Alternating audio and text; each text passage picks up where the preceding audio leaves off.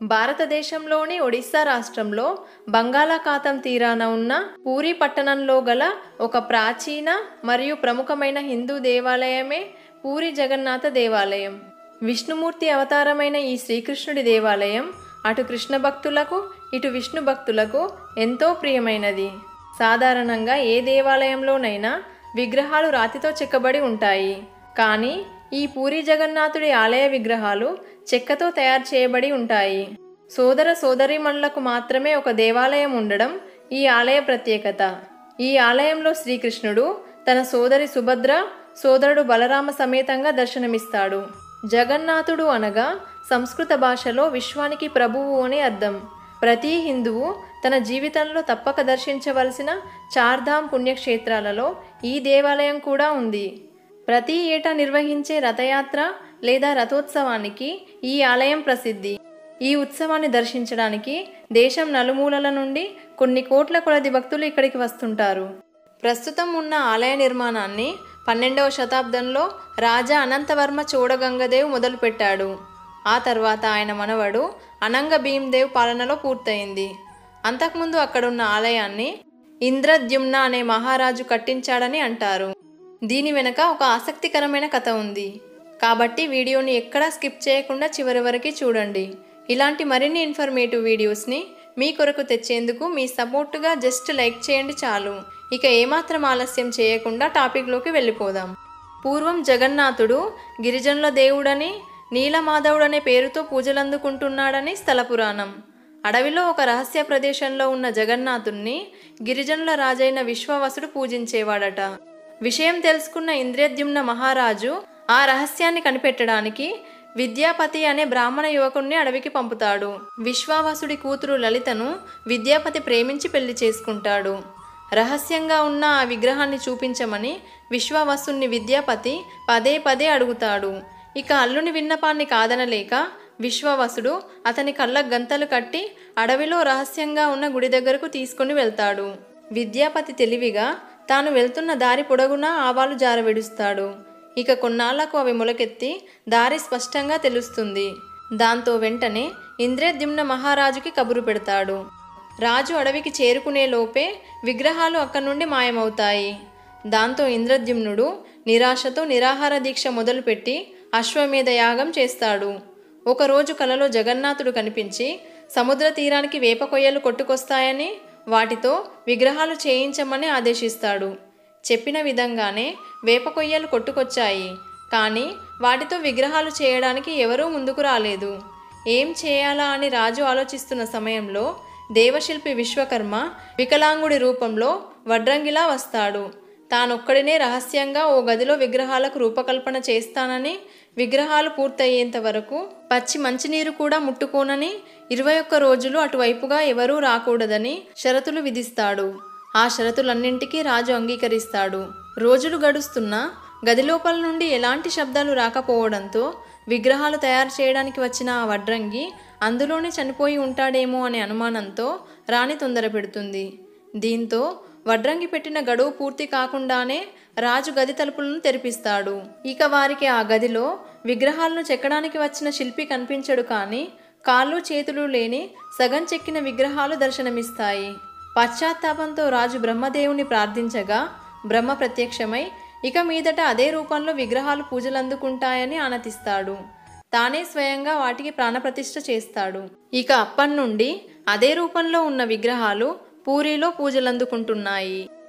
ఇక ఈ ఆలయ ప్రత్యేకతల విషయానికి వస్తే హోరున వినిపించే సముద్ర పొలల శబ్దం ఆలయ సింహద్వారం దాటగానే ఆగిపోతుందట. అదే అడుగు బయట పెట్టగానే అలల హోరు వినిపిస్తుందంట. అంతేకాకుండా ఈ ఆలయంపై నుండి ఎలాంటి విమానాలు కానీ పక్షులు కానీ ఎగరకపోవడం ఆశ్చర్యకరమైన విషయం. ఎందుకంటే ఇప్పటి వరకు ఏ ప్రభుత్వము ఈ ఆలయ ప్రాంతాన్ని నో ఫ్లయింగ్ జోన్గా ప్రకటించలేదు. అయినప్పటికీ ఏదో అతీత శక్తి వల్ల ఇలా జరుగుతుందని అంటుంటారు. అయినా ఇది ఇప్పటికీ మిస్టరీగానే మిగిలిపోయింది. అలాగే ఈ ఆలయ ప్రధాన ద్వారం గోపురం నీడ ఏ సమయంలో చూసినా ఎవ్వరికీ కనిపించదు. మరి ఇది ఆలయ నిర్మాణంలో ఉన్న ప్రత్యేకత లేదా దేవుడి మహిమ వల్లనా అన్నది ఇప్పటికీ ఎవరూ కనిపెట్టలేకపోయారు. నెక్స్ట్, ఈ ఆలయ గోపురంపై ఎగిరే జెండాకు ఎంతో ప్రత్యేకత ఉంది. ఎందుకంటే సాధారణంగా ఏ గుడికి కట్టిన జెండా అయినా సరే గాలి దిశను బట్టి ఎగురుతుంది. కానీ ఇక్కడి జెండా మాత్రం గాలి వీస్తున్న దిశకు వ్యతిరేకంగా ఎగురుతుంది. 45 అంతస్తుల ఎత్తున్న ఈ ఆలయం పైకి ప్రతిరోజు పూజారి ఎక్కి జెండాను క్రమం తప్పకుండా మారుస్తుంటాడు. ఈ ఆచారం దాదాపుగా 1800 ఏళ్ల నుండి జరుగుతుంది. జెండాను మార్చడం ఏ ఒక్కరోజు తప్పినా అప్పటి నుండి 18 ఏళ్ల వరకు ఆలయం మూతపడుతుందని నమ్ముతారు. నెక్స్ట్, పూరి జగన్నాథుడి ఆలయ గోపురంపై సుదర్శన చక్రం ఉంటుంది. ఈ సుదర్శన చక్రం మనకు పూరిలో ఎక్కడి నుండి చూసినా మన వైపే తిరిగి ఉన్నట్లు కనిపిస్తుంది. అసలు ఇది ఎలా సాధ్యమంటారు? ప్రతిరోజు కొన్ని వేల మంది భక్తులు జగన్నాథుడి దర్శనానికి వస్తుంటారు. ఏడాది పొడుగునా ఒకే పరిమాణంలో ప్రసాదం తయారు చేస్తారు. కానీ ఎప్పుడూ ప్రసాదం వృధా అవ్వడం కానీ లేదా భక్తులకు సరిపోకపోవడం అనేది జరగదు. ఈ ప్రసాదాన్ని 7 కుండలు ఒకదానిపై ఒకటి పెట్టి వండుతారు. కానీ కింద ఉన్న కుండలో కంటే పైన ఉన్న కుండలోని ప్రసాదం ముందుగా తయారవుతుంది. అలా చివరగా కింద ఉన్న కుండలోని ప్రసాదం తయారవుతుంది. చాలా ఆశ్చర్యంగా ఉంది కదా. నెక్స్ట్, ప్రతి ఏటా జరిగే జగన్నాథుడి రథయాత్రకు ముందు బంగారు చీపిరితో రథాల ముందు ఊడ్చుతారు. ఆ తర్వాత రథాన్ని తాళ్లతో లాగుతారు. ఈ రథయాత్రలో విశిష్టత ఏమిటంటే గుండిజ ఆలయం దగ్గరికి రాగానే రథం దానికదే ఆగిపోతుందంట. ఇక సాధారణంగా ఎక్కడైనా ఉదయం పూట గాలి సముద్రం నుండి భూమి వైపు వీస్తుంది. అలాగే రాత్రి సమయంలో గాలి భూమిపై నుండి సముద్రం వైపుగా వీస్తుంది. కానీ ఇక్కడ మాత్రం దీనికి పూర్తిగా వ్యతిరేకంగా జరుగుతుంది. అంటే ఉదయం పూట భూమిపై నుండి సముద్రం మీదకు వీస్తే రాత్రిపూట సముద్రం నుండి భూమి వైపు వీస్తుంది. ఇలా ఎందుకు జరుగుతుందో ఇంకా మిస్టరీగానే ఉంది. ఇక చివరగా ఈ దేవాలయంలో శ్రీకృష్ణుడి గుండె ఉందని చాలామంది నమ్ముతుంటారు. ఇక్కడ విగ్రహాలని ప్రతి 8, 12 లేదా 19 సంవత్సరాలకు ఒకసారి మారుస్తుంటారు. ఇలా మార్చే సమయంలో బ్రహ్మ పరివర్తన్ అనే ఒక ఆనవాయితీ నడుస్తుంది. అంటే పాత విగ్రహంలో ఉన్న శ్రీకృష్ణుడి గుండెని కొత్త విగ్రహంలోనికి మార్చడం. ఇదే ప్రపంచంలో చాలా రహస్యమైన రిచువల్. ఎందుకంటే దీన్ని చేసేటప్పుడు పూజారి కూడా తన కళ్ళు మూసుకొని చేయాలి. ఇలా చేసేంతవరకు సిటీలో ఒక్క చోట కూడా లైట్ ఉండకూడదంట. ఈ బ్రహ్మ పరివర్తన్ చేసే సమయంలో గుళ్ళోకి పూజారులను తప్ప ఎవరిని అనుమతించరు. పూజారులు కూడా ఆ గుండెను నేరుగా చూడకూడదు. ఎందుకంటే అంతటి శక్తిని చూసి వారు తట్టుకోలేక చనిపోతారట. ఎందుకు అంటే కలియుగ మనుషులకు అంత గొప్ప పవర్ని చూసి తట్టుకునే శక్తి ఉండదట. ఇవన్నీ విన్న తర్వాత అక్కడ ఏదో ఒక శక్తి ఉందన్న విషయం మాత్రం అర్థమవుతుంది. ఈ వీడియోపై మీ అభిప్రాయాన్ని కమెంట్ ద్వారా తెలియజేయండి.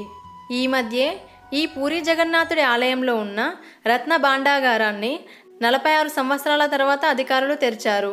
శతాబ్దాల కాలం పాటు భక్తులు మరియు పూర్వపు రాజులు జగన్నాథుడికి విరాళంగా ఇచ్చిన ఆభరణాలని ఈ రహస్య గదిలో దాచి ఉంచేవారు. ఈ రహస్య గదిని 2024 జూలై 14న ఉదయం 9:51 తెరిచారు. ఈ రత్న భాండాగారాన్ని ఇప్పటికి 2 సార్లు తెరిచారు.